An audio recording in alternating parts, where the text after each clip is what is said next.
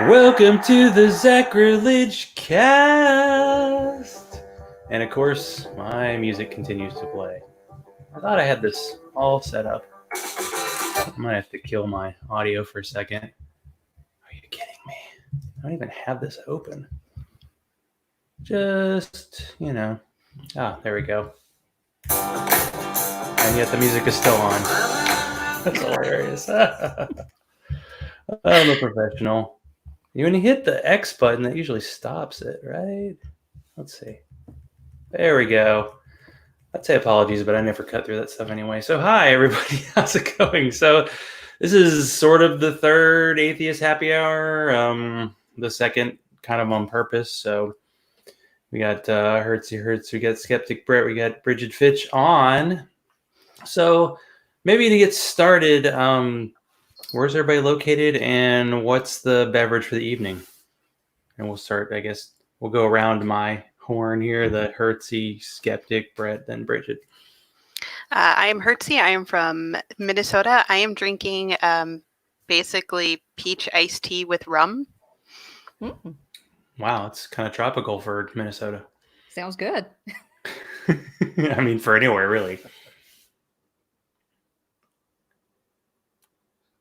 Yeah, I'm Skeptic Brett. I am enjoying I'm in Colorado, Colorado Springs more specifically. So I am in the Republican stronghold of this entire state. I'm enjoying a very nice 2018 vintage Malbec.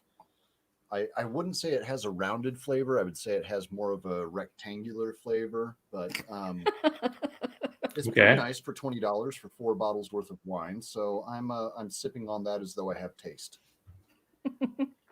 Box of wine, lovely. Yeah. I'm Bridget Fitch and currently living in Indiana. And tonight I'm having a glass of Riesling. I don't remember the brand. It really doesn't matter. It's Riesling. It's Riesling. You're allowed to drink wine that isn't like in a church in Indiana. Yeah, I mean, I'm in Georgia, so it's a little similar. Yeah. So how's everybody? Okay, so I have a, the second beer, of course, is the most important. So Dragon's Milk, yes, official beer of the show. This is a Kentucky bourbon ale. I have a 6-pack of Dragon's Milk over in the corner, Zach. Oh, so that's like late for later in the evening? You working your way up to that? I'm gonna have to reach out to my. Well, yeah, you can't start completely balls out and just go right for the Dragon's Milk. You got to sip on some wine first, get yourself warmed up. It seems like a battle your stomach's not going to win, but it's it's a worthy cause. So how's everybody's coronavirus quarantine situation? I would say mine is isolating. It's me, my cats in my place, and I don't go out. So I live in a condo building, so it's like I don't even go out unless I absolutely have to, especially because a lot of the residents are older. And by older, I don't mean like 65 older. I mean like 85 plus older. So I'd like to keep most of them around for at least a few more years. They're very sweet. So you working from home, or you? Yes. I'm incredibly lucky. I'm able to work from home. Yeah, that's a good sign. Brett, what's your situation? Well, boy, how to put this? So I have 7 people in the house. That is we have 6 people in the house now. So I have my wife and myself and our 2 kids, and then a sister of mine who moved out here from Chicago in December, right before all of this hit. So she's trying to kind of adjust to a new job market and figuring out what she's going to do going forward with a pandemic happening at the same time. So that's been interesting. And also a 4-year-old who we have been fostering for the past couple of years. So we have a household of 6 people. I am going to work again, although I was out of work for about 6 weeks. Um, Still paid through the entirety of that, which was really nice. But I feel like the business is about to collapse. So I'm making contingency plans for how to make everything continue to work in the house going forward. That's scary. But are you working outside of the house? Yes. Although I'm a professional screen printer for a living, which means basically I work in a shop that is secluded from the public, and I do all of my artwork and silk screen printing there. So I don't really come in contact with the public, which is very nice. So I can continue to produce and not really be at much risk. Is the printing business better or worse than other ones? Because I know a lot of small businesses are kind of collapsing at the moment. Yeah, no, it's pretty bad, especially for the kind of shop that I work at. It has so much overhead that a dip in business like we've seen recently is enough to fold an entire company. Mm. So what I'm working on is getting my own equipment and starting my own small shop with minimal overhead and supporting my family that way, along with a couple of other projects I have going on, which I'm sure we'll talk about a little bit further on in the show. Sounds good. Well, Bridget, how are things in your corner? They're very, very, very quarantine-y. We are very careful about not going out of the house. We have a couple of people here that are at high risk. Me, my husband, and my daughter. I'm still working. We kind of got booted out the door the day before they put our state under lockdown, so it was very disorganized. They're like, just take all of your computer equipment and leave. Like, okay. So we had to figure it out on the fly, which was kind of frustrating and interesting. But at least I'm still working. We're very, very busy, and it looks like I probably won't be going back, to work in the office until they're talking maybe August or September. What they're going to do is pull in like 7 people on, trying to think when it was, June 14th, and see how that goes. And if, people start getting more cases or anybody gets sick, then, they'll stop pulling people back in. Then they're going to pull in a few more and do it in groups. And I'm going to be one of the people in the last group to go back. But I think that's kind of smart. So that way, if they bring everybody back at once and they decide to shut down the state again, then it would be a mess. It's easier to boot 15 people than it is 100. And So how- definitely not going to collapse. It's a Fortune 3 company, so they're they're fine. Yeah, I work for a company that has thousands and thousands of employees. So the whole plan of getting people back into the office where it's multiple floors and elevators and support staff and all that, it's like I don't even know if it's been worked out, because it does seem like every third day the plan is being redone. Because it is like, well, how to keep people safe and how do we continue to make money, because that's important, because our country just can't hit the pause button for everybody for like 2 months and just say, all right, where you were 2 months ago is where you are in 2 months. Nobody pay for anything. No, we couldn't do that. And there is no going back to the way that it was. I mean, it's just everything's changed and it's permanent. I personally think that we're going to have to go through 2 or 3 more, lockdowns or pulling things back, because I don't think this is over. I think we'll probably get hit again in the fall. And this may be something we just have to live with. But those companies that have closed, a lot of them are not ever coming back. Yeah, that's true. And is it tougher for the people who are living with, because just me and my wife and our cats, and that's the way it's usually. So it's not been that different, other than the fact that we can't really go out other than exercise. What is it like living in a house when you have, was it 4 or 6 people? Wait, is it 7 for Skeptic Brett? I can't remember. I think you said 6. How do you not kill each other? That's the question.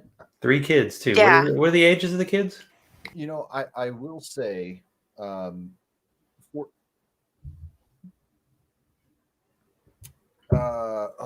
let's see, my daughter is 14, my son is 12, and our foster is 4. So, they're all in various stages of, very traumatic growth experiences, I guess is the best way to put it. Hmm. But everyone's been doing pretty well, and I will say, for lack of a better term, I feel blessed. I guess maybe that's some of the old Christian in me coming out. I feel blessed that we have a large house and that we have a good chunk of property, and there's room for everyone to move around and stay separate from each other, but still work together. So we are able to, my wife will go and work on her puzzles on her puzzle table, and I'll go work in the studio, or, I'll play some online poker, videos, whatever I want to do. And the kids, their own secluded spaces away from it, and all of that yard space to play around in.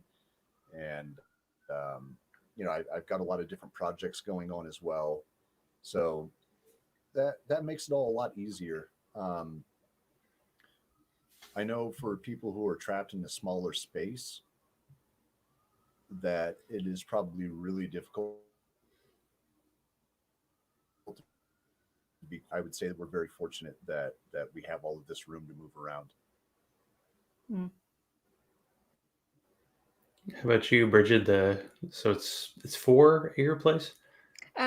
Just 3 right now. 3. It's my husband, he's also telecommuting, and my daughter, she's 23 years old. She's not really doing anything. She's been trying to look for a job, but with the current situation, that's just not going to happen. Yeah, it's I tough. don't think anybody's hiring around here except for maybe DoorDash and what's the other one? Grubhub, and she doesn't even have a driver's license, so she's not going to be delivering food. Yeah, And I telecommuting don't does work. seem good in theory, but then it's like, well, how many jobs can you do that? And There's not very many. I'm we're very getting lucky. everything delivered to the house. So yeah, lots of people working delivery jobs, Hmm. but those are not exactly sustaining jobs. I well, I mean, I don't know about sustaining, but I think that trend of having things delivered is probably going to stay because a lot of people are using Instacart and things like that now and finding that they actually like the convenience. So I don't know that that is going to go away. But this whole gig economy sucks. Yeah, it's tough when everybody's such a large percentage of our country is in a point where if you don't have a job for 2 weeks, you can't pay the bills, and that Mhm. just trickles up. I know people who do like Airbnb, and they're not renting their place because no one can do that right now. Right. And if you own multiple properties, then you're like, oh, what do I do? And then the landlords are in trouble, and the people who's like, I can't pay my mortgage are in trouble. And it's really a little frustrating to see like the government like, well, we'll make sure all of these big companies have their money. And I saw something that was in a few of the atheist podcasts where it was like out of 20,000 Catholic churches, like 9,000 submitted for the small loans, and they got them. Yeah, And it was I like, saw that. wait, who's getting the money and do they need it?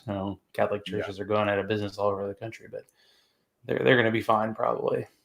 Well, what they should have done is taken that money and given it to like middle class and lower and let them use it for purchases and paying their rent, things like that. And that would stimulate the economy and keep jobs going because people have to have necessities.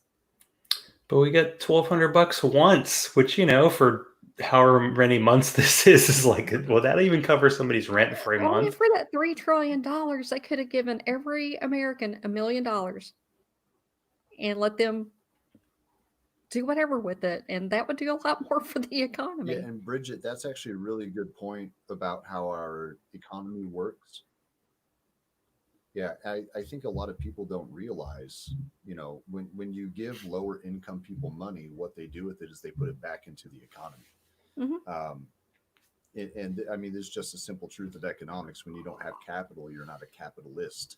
So you don't, when you're just trying to survive, you don't take money in and then invest it into into your private accounts. You don't take money in and go, all right, well, I'm going to dump it into my company. I'm going to lay off X amount of people and increase my profit share and all that. You don't do that. Right. When you're a lower income person, the first thing that you do with money is you purchase, because it's literally what you have to do to survive. Hmm. And I think that in the broken capitalist system that we have, it's literally the only thing that makes sense, and it's the one thing that they won't do. Hmm. Yeah, we had direct deposit. Did everybody get? Because Jeannie in the chat room said she hasn't gotten hers, and I'm wondering if people who are actually getting like physical checks, if they've received them yet, because it seems like the direct deposit has worked for some people, Yeah, my daughter but not got a all. check. No, we got direct deposit, but she got a check. Yeah, I have direct deposit, so Yeah, I still haven't seen mine. But instead of doing bailouts, if they had given us all $1 million each, that would have been a little over $330 million. That would have saved a shit ton. And it would have helped the economy. But it's about corporations. It just seemed like Well, every single $330 time there's a million bill. would be giving us $1 each. That would give us $1 each, $330 million. Oh, sorry. My bad. I can't do math. Yeah, you have to move I a get zero it. over a No, couple trust me, I times. made the same Okay. mistake Well, it'd still between- be cheaper than $3 I trillion. made the same mistake between billions and trillions a couple of weeks ago when I Mhm. talked about this as well on Facebook. I put up a post that, hey, we could take X amount of billions of dollars and give everybody $1 million, and suddenly, like, the entire country's problem is solved. Mhm. And no illusions from Scathing Atheist, the whole Puzzle in a Thunderstorm crew. He jumped on there and corrected me immediately. I was like, oops, I took it right down. Yeah, it wouldn't quite work out that way. Same thing. I failed to put enough zeros at the end of my equation. Yeah. Yeah. Well, I'm tired. It's been a long day, and I worked all day. Yeah. Yeah. No, I know. It's been a long And I hell have of a one of month. those jobs where I actually have to try to like think, which is rough. oh, it is so rough. How are you handling the teleworking? Like, is it easier for you to telework, or is it easier for you to be in the office? Well, I mean, I feel like I'm more productive at home because it's quieter and I don't have all the interruptions. But as far as what I do, there's a lot of things that I can't do from here. Like if I try to print anything, it will print up at the office and not here. And I have to mail a lot of medical records and things like that. So I'm having to download those and make like one PDF at a time, which is time consuming, and then send like 75 PDFs to an insurance company. It's just awful. That part Yeah, is. I find working at home to be more distracting, and I have probably less distractions because it's just me. But it's being in the office has its own whatever, Mhm. and so that's been frustrating. Yeah, I kind of miss going to the office because when you're in the office, like you're in work mode, and Mhm. then when you're at home, at least my wife and I used to live in a 1,000 square foot condo we shared, and I wonder how that would be versus now where we have like a 4 bedroom house and we have 2 offices. Mhm. Like a lot of my coworkers, they don't have an office, they don't have like an office chair. They're like working at their kitchen table and they're Ooh. sitting in an uncomfortable chair.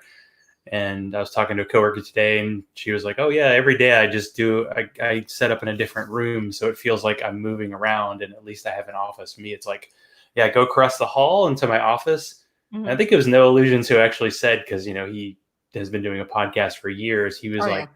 "Well, you set up your time when you're working, and you're in like your work outfit." And I'm like, "Yeah, half the time I do wear like jeans and like a decent shirt, and half time like today where I'm like, I'm just wearing my pajamas."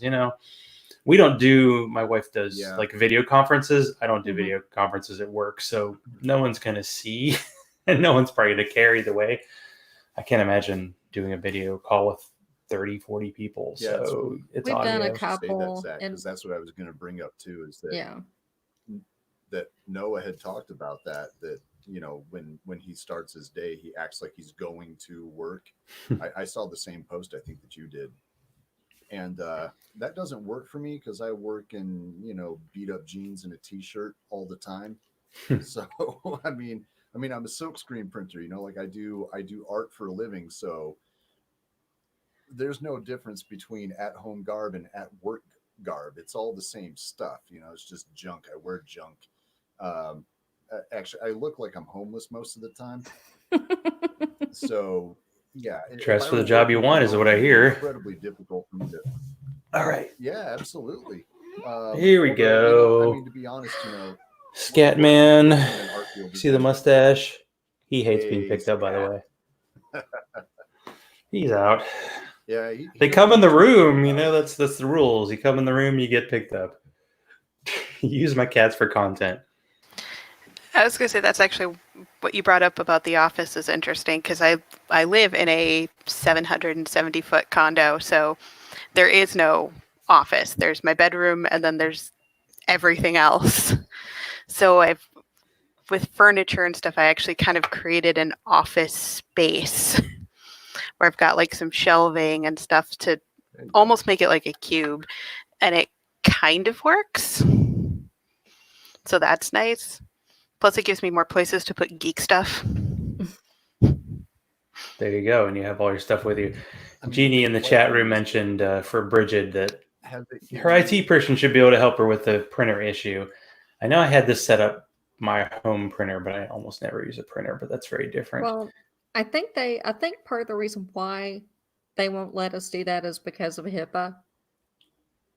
Yeah, it's probably temptation for bad stuff. But man, that's just crazy. Have you been in the office at all since is it basically, yeah, that's my cat. Anyway. No, it was like, trying to think what it was, like March 13th or something like that. Because I think they shut down the state on the 15th of March. But they're just like, okay, everybody's telecommuting. If you need any equipment from here, take it. And they were just like giving people PCs and monitors and all that stuff. I was like, damn. So, yeah, I mean, we just hustled out of there pretty quickly. And the next day was for troubleshooting issues and things like that. And then we were working. And we're still figuring out stuff and figuring out workflows and things like that. I know some people had to go into the office to get equipment, but I've had a laptop since day one. And oddly, this is my second time working with this company. And the first time I had to get a new computer like every month because it kept breaking. And like this computer's actually worked for 5 months, which is a shock. And having a laptop, and I have a second monitor, and I don't really print anything. So yeah, it's all online. Everything's in the cloud. It's pretty straightforward. I think they're probably going to change because I feel like before it was like 1 day a week, and now they're going to be like, well, maybe come to the office 1 day a week. Well, but we'll actually see. More cost effective. I mean, if you have people it does take discipline to work from home, but it's actually more cost effective. When I was working for this insurance company in Indianapolis, we ended up moving 4 hours south of there. And so they asked me if I could stay on for 6 months until they trained a replacement for me. And 7 years later, I was still home working in my pajamas for the company. They never did find a replacement. And I was the guinea pig because they had never let anyone telecommute before, so they weren't sure how it would go. And after, a few months, they started letting people cube share and then letting people, come into the office 1 or 2 days a week and telecommute the rest of the time.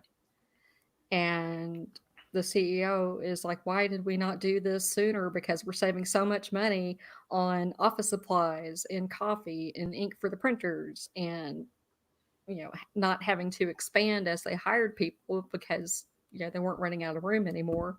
And they're like, why didn't we do this years ago? Yeah, it's always possible. So we have Hurt. So Jeannie was asking what state everybody was in. And so Hertzy's in Minnesota, Bridget's in Indiana, and Brett's in Colorado. The red part of Colorado. I don't know if Colorado's...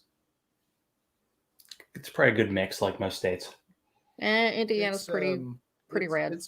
It's pretty blue, surprisingly. It used to be pretty red, but it has come around to being a fairly consistently blue state.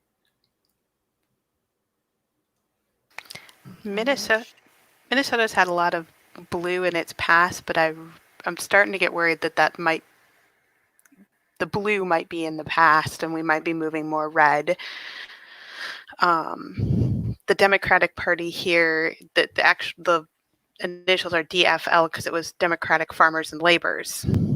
And as Trump has become more and more prevalent, and some of those things have become more and more prevalent with that, it feels like a underground racist part has been coming up more.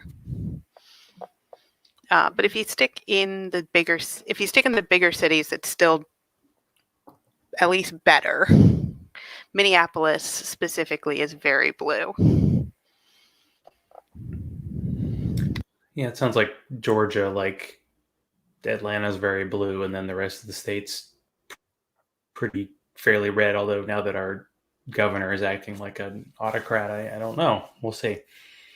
When the governor actually owns the voting machines, then you're in trouble.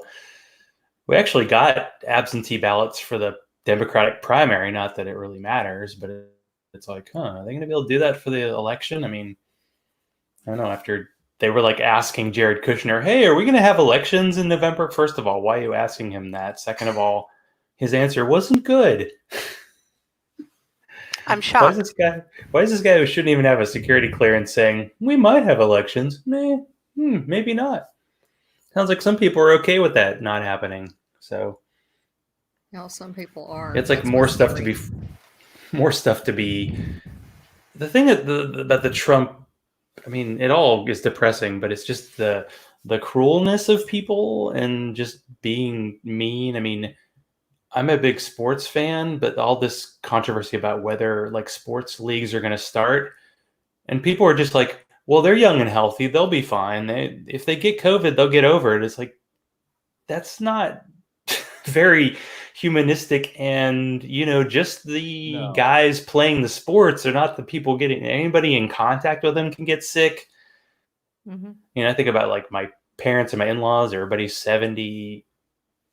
Who knows if they can survive if they catch this? So it's like you got to think about other people, but we're just. I mean, it's not surprising that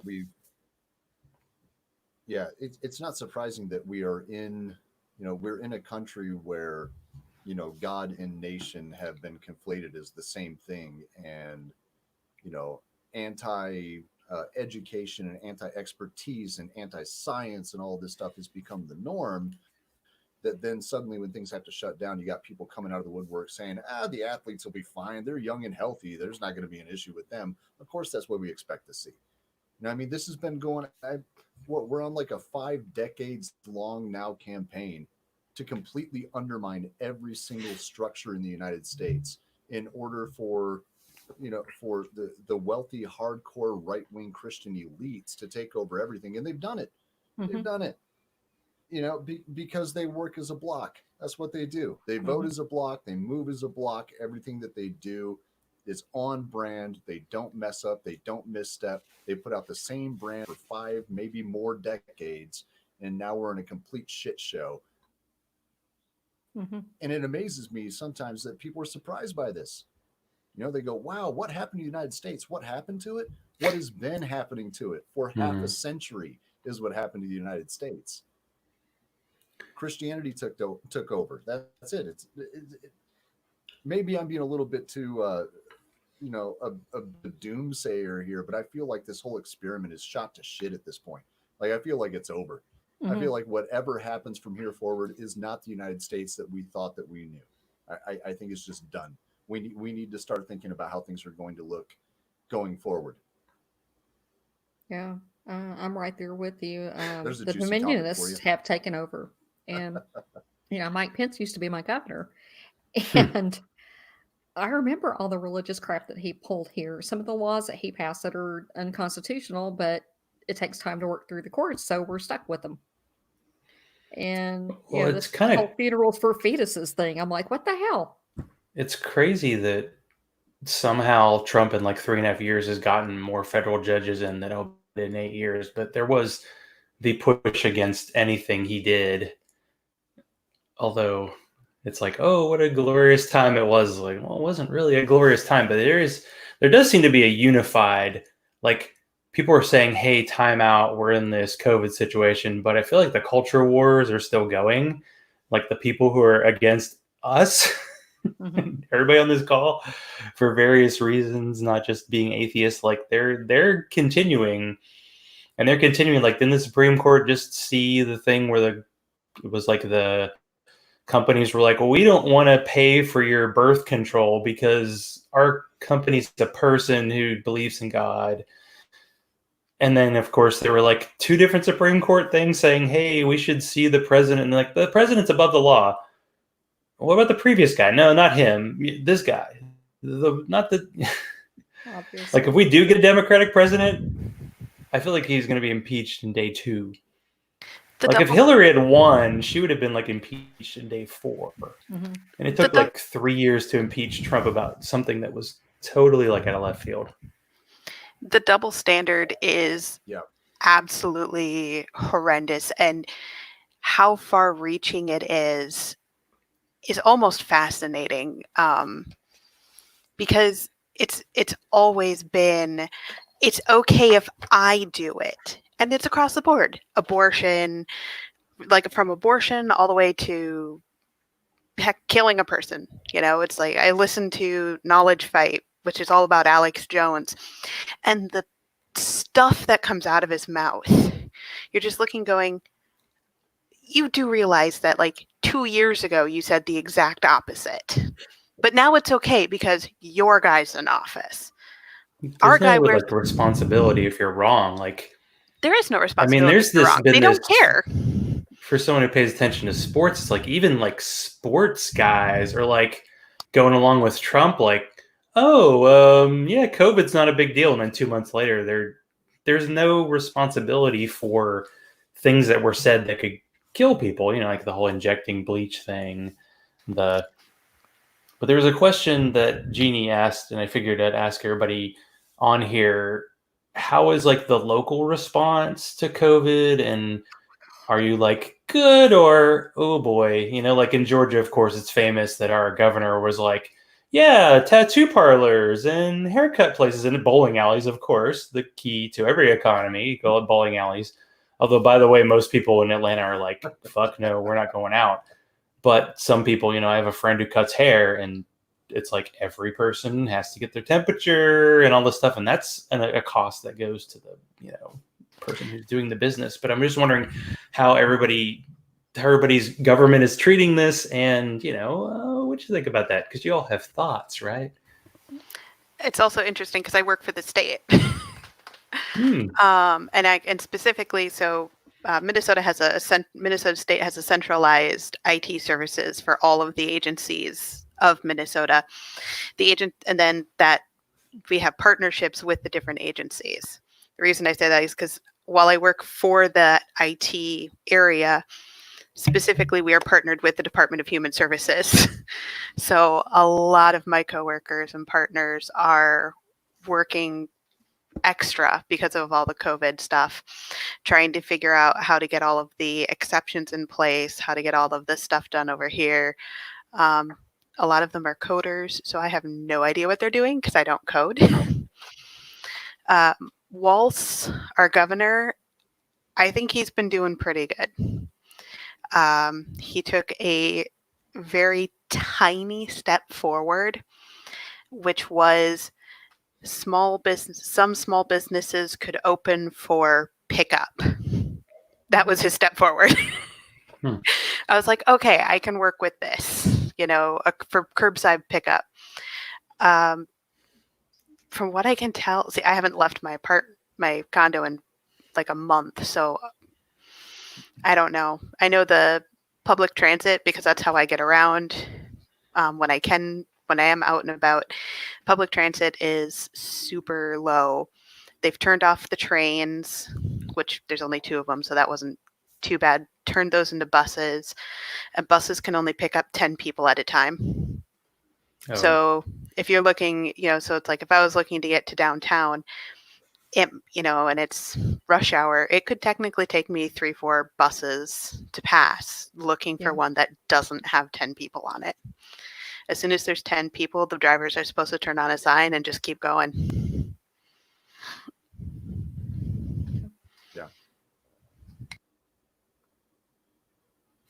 Bridget, skeptic, Well, Brett, my go for it. yeah, the governor's response so far in here in Colorado, that's Governor Polis, um, our progressive leftist democratic governor. I think his response originally was um, it was a good response. He was one of the first governors to really get ahead of this thing and shut down the state. He closed everything down. Um, but unfortunately, he's also kind of shown himself to be a little bit too happy on the trigger to open things back up. Um, I kind of understand why we haven't seen the same type of cases in Colorado as as we've seen in like New York, for example. Um, so I kind of get that, part of his job is to make sure that Colorado continues to work, and we still live in an economy that isn't just Colorado, it's the entire United States. So I get that he's under some sort of pressure to get things going again, but I still feel like it was too early. Restaurants are still closed, although I think that's ending within the next week. I believe that things are going to start opening back up. And yeah, I'm just really concerned about a massive spike um, once people are allowed to move out and about again. And as is, even, well, especially where I am, like I said, in Colorado Springs, where we're kind of the conservative stronghold of the entire state. Um, Essential businesses that are still open, when I go in there, I am the only person wearing a mask. Mm-hmm. No one's wearing a mask. Nobody cares. Hmm. They're pushing past each other. People are sneezing in their hands, picking stuff up, putting it back down. It's a cesspool out there. So every time I go out, I have my hands in my pockets in my hoodie and I've got a mask on and I'm just afraid to touch anything or move around because, yeah, no one takes it seriously. Um, that's the problem here in Colorado Springs. I'm sure in Denver they're being a lot smarter about it because Denver it's a city, so obviously it's more liberal. That's just how it works. Um, but yeah, in Colorado Springs, it doesn't seem like anyone's taking it seriously, and I see people just walking about willy nilly as if, well, we're past it now. It's fine. Do whatever you want. And yeah, I'm really worried about a massive outbreak either after all the closures have lifted and the businesses reopen, or once we go into the fall and this thing really kicks into high gear. I think we're going to be in serious trouble. Bridget, how are things in Indiana, in God's country? I think that Governor Holcomb has done a good job so far with trying to be cautious. It's the locals that I have issue with. Um, like Brett said, you can go someplace and be the only person wearing a mask. Um, it's not only that the locals are not taking it seriously here, but they're very passive aggressive now if you are wearing a mask. And, with the recent stories of people being shot, things like that, that's kind of scary. My husband had to make an emergency run to the store a couple of weeks ago, and he was wearing a mask, and people were, shoving him and rubbing up against him and touching him on purpose. And to me, that's assault. And, he didn't say anything to them. He just tried to ignore it. And me, I would have been like hauling out the pepper spray and going, give me 50 feet, just don't touch me. And I just don't understand grown adults acting out that way. I don't get it. And I think after everything opens up here, I think we are going to see a spike in cases. Marion County, where Indianapolis is, they're, a quote unquote blue area, but their numbers still have not gone down during any of this. And they've got the most cases and the most deaths, and it's still every day going up. I guess we'll see. I think Georgia's went up when the open up happened. I think people were like, there's this wishful thinking, prayerful thinking, like, well, if we think we're over it, then we're over it. And it's like these things, they keep coming back. And that's the whole point, is like, it's not, it could go down today, and then tomorrow could be bad. So that's the problem, that people aren't seeing that, and they want things to be good, and then there's this, attack of people who are the quote unquote other, and it's like, well, it's okay if they get sick. I mean, who are the people getting sick? Poor people, people of color, and those are the people who are dying, and our government doesn't care. I mean, it's amazing. Like, anytime anybody had a cold when Obama was president, he was talking about their entire family, and now not a single word has been said about 80,000, deaths, and who knows how many people are sick, and who knows how many people are like permanently going to have problems, because I've heard, lung issues people are going to have if they do get this and recover. But Is not only not so that, good. Kids that are getting mild cases, they're going to have permanent damage too. There's problems now with kidney damage, heart damage. This thing ends up causing your endothelial cells to throw blood clots. That's why you're starting to see 30-year-olds have strokes now. There's a thing called COVID toes, and that's probably due to blood clots and inflammation as well, and it's showing up in kids. So it's not harmless. We don't know what the long-term results are going to be, but it does permanent damage. And it's not just the lungs, it's the whole body. And it's hard to tell that. My mom has been difficult to work with on this. She's normally very skeptical, following the science and stuff, but she's so desperate to go out and visit. And every single time, because she's like, well, if Walls would just let us visit with one family. I'm like, great. You visit one person who visits a person who visits a person. I'm like, do you see the chain here? And she's like, well, but. I'm like, don't but me anymore. You are so high risk. And that R0 is still over 1, so there's still active transmission going on. Oh, yeah. It's like both her and Dad have things that I'm like, you should stop going to the grocery store. Get your stuff delivered.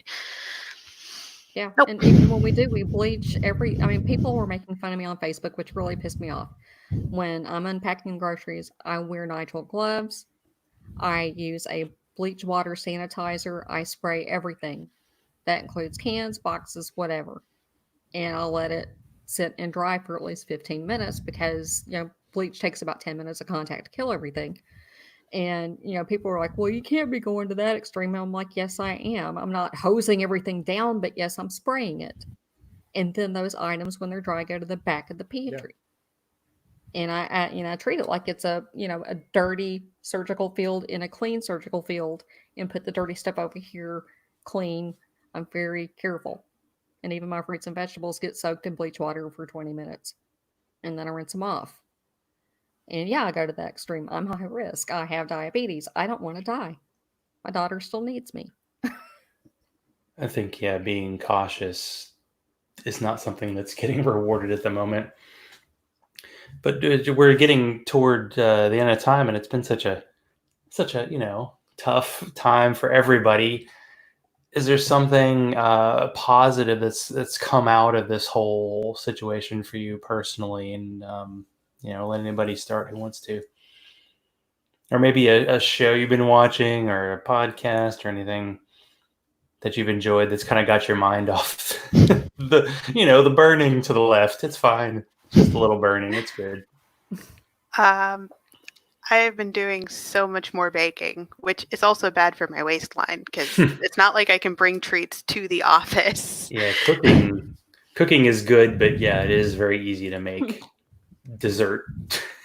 Yeah. Well, especially because I have an interest in baking, and so it's stress relief and it's a creative outlet. So experimenting with flavors and colors, I guess, too, but mostly flavors, and just having fun with that has been a lot of fun. Do you have a recipe you could share, or is there something that's been a good one? Yeah. So slice and bake cookies have been kind of my go-to.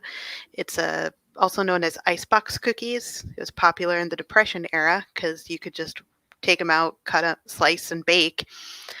It's kind of a shortbread, so it's Yeah, it's 1 cup of butter, 2/3 cup of powdered sugar, some vanilla, little bit of vanilla. I usually will add a little bit of salt with salted butter because salty. And then 2 cups of flour. And then from there, you can take your flavors wherever you want to go. So one batch I made that I'm really excited about was I used a root beer concentrate. And then, and 2 egg yolks. I forgot the egg. But yeah, you toss 2 egg yolks in there. So I took the egg whites from that batch and I made a Swiss meringue that I dried out on top. And I called them root beer float cookies. Ooh. Yeah. Okay, we're going by. Please, I love when this is cookies. over, everybody can come That over. sounds I will right. make all the cookies. I know it's good. It's a skill that you'll be able to use. So there's nothing wrong with that. Brett, what you got? You have the most people in your house, so Ooh, wow. What don't I have going on right now? So I've always been a cook, very much so. I cook from scratch all the time. I've always had a family to feed. Well, not always, but for a long time I've had to feed. So I do a lot of cooking from scratch. But recently I've really kind of upped my game. So I'm making homemade cheese, homemade yogurt. I did the sourdough thing from scratch, built my own starter. So I've been baking my own bread that way. Working on cultivating my own yeast now to bake regular bread that isn't sourdough. It's like 40 different plants going ready for the garden and plans to a good quarter of the backyard for next year and get a really big garden going. The chicken coop plans are already underway for next season as well. I've got a new show that I'm launching that's going to be a YouTube show as well as a podcast. That's going to be Homesteading on High, where we talk about kind of closing the loop between consumption and waste. So it's how to reuse literally everything that you come across, how to build your own compost. Don't buy plastic. If you do, here's how you reuse it. Here's how you make the most out of every single item and every single ingredient that you have. So that's what I've been doing with the time off is just figuring out how to live as cheaply as possible at the highest quality possible. You know, not just hey, you can live cheaply if you only buy ramen noodles. No, I mean living really, really well, but with minimal investment in reusing everything that you come across to improve your quality of life. So that's what I've really dug into is kind of that mentality that I was raised with. You know, I was raised in a very poor, hardcore, right wing conservative Christian home. And living under the poverty line gives you a lot of insight on how to make things stretch. You know, how do you use every ingredient? Um, Nothing is garbage until it's actually just trash. And then what do you even do with trash? You have to be smart about that as well. So I was kind of raised in that. And now I'm just kind of going back to my roots and updating it for the modern world. And I've had a lot of fun doing it. It's really exciting. it sounds like a useful endeavor, and it's definitely, I would say, a lot more people are doing their own cooking and baking, and more gardens are being planted, which is definitely a good thing. Mhm. Because it does seem like Bring the back bigger community farms are gardens. struggling, but the smaller ones are actually doing better because they can sell direct to people as opposed to having to sell to like 10,000 restaurants, which isn't going well. So Bridget, no pressure. How's it going for you? Going okay. I'm, spending the extra couple of hours that I have to binge watch some series that I've been meaning to watch for years and just kept putting it off because I had other things to do. Catching up on my reading. My daughter and I started working on a garden, which seems to be a pretty common thing now that people are working on. And I guess that's about it. Well, for those on the show who have things to promote, feel free to do that since we're getting close to the end. Hurts you're not doing the atheist talk anymore. Well, so Atheist Talk is still Well, going. I am not in charge of it anymore. I took a step back for mental health. I keep telling myself that I'll get some something going at some point on my own, and I could do a podcast about podcast ideas. So you can't find me at Atheist Talk, but you can find fun atheists talking at Atheist Talk. I know they had a virologist a couple times on now to talk about COVID and some of that stuff, and I'm really hoping that they do that again to kind of do it throughout this time to kind of give updates as we go. Okay, so Bridget, what was the show you were watching that you finally caught up on? Oh, this is going to be terrible. Orange is the New Black. I haven't That's seen only that been yet. out, what, 9 years? I haven't seen that at all. I feel like I watched 2 or 3 seasons, and yeah, there's some shows where you're like, oh crap, there's like 4 seasons I haven't seen yet. I mean, we watched, if you want to go, I don't know if it's embarrassing or not, but we watched the entire run of Kids Baking Championship. That was just entertaining. You knew what to expect. Kids said anything. You could do a little kid bingo card if they cried, if they had to come and give them a pep talk. It's so good. And it's kind of, there's a formula to it. And I think some TV, like some people are like, oh, I'm watching these shows about outbreaks. And I'm like, no, I don't want to do that. That's too close to reality. A baking show where a bunch of kids are making like unicorn cakes. Yes, that's where I'm at right now. So Bridget, I hear you do a show that starts like at midnight on Sunday, and man, it'd be nice if I could Saturday step night, 12:05 a.m. Sunday morning. So I just call it midnight Saturday night. That's Eastern, 11 o'clock my time, and it's called Holy Crap the Vlogcast, and it's a live show that we do during that time. I uploaded it to YouTube, and also cleaned it up for the audio version that you can download through Spreaker and all that. And also I co-host on Beyond the Trailer Park, which is on Mondays at 8:30 Eastern, but it's on hiatus at this time, but we will be back. And if you want to see my random musings, you can find me at my blog at bridgetfitch2112.wordpress.com. There you go. Well, Skeptic Brett, so you have your new show, the Atheist on High, still going?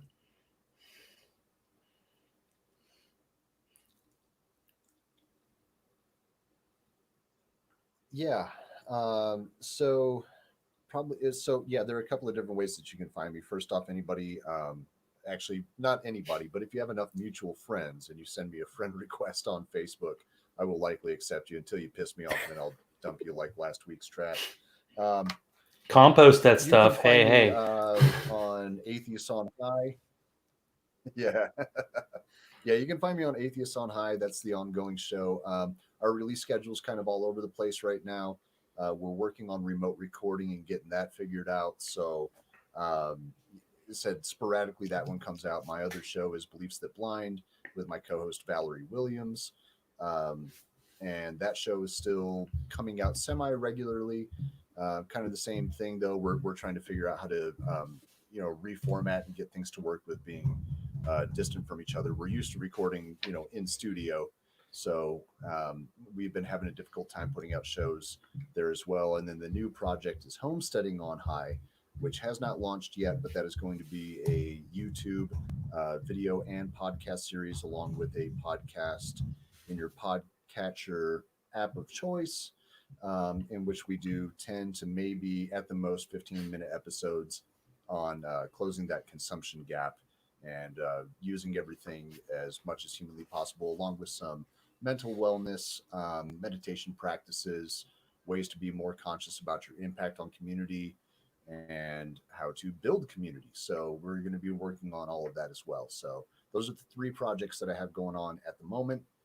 I'm really excited about the Homesteading on High, though. When that one launches, that's going to be all over the place. I'm going to put advertising dollars into that one to make sure that everyone can see it. I feel like it's really pertinent at this time to make sure that people have access to information that will help them have a better quality of life with what they have available.